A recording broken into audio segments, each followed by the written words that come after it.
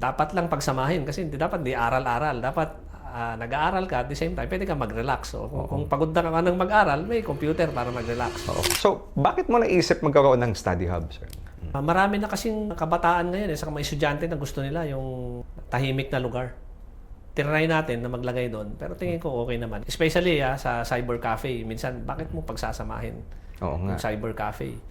Dapat lang pagsamahin kasi hindi dapat di aral-aral. Dapat nag-aaral ka at the same time, pwede ka mag-relax. So, kung pagod na ka ng mag-aral, may computer para mag-relax. Oo. I like your tagline. May tagline ako nabasa doon eh. Ano yun? We're learning meets fun. Oo. Yes. So, magko-complement yung dalawa eh.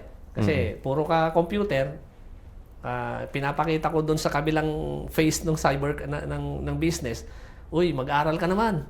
O kaya yun. Kumbaga, hindi lahat laro. Tapos yung mga nag-aaral doon, ay hindi naman lahat aral.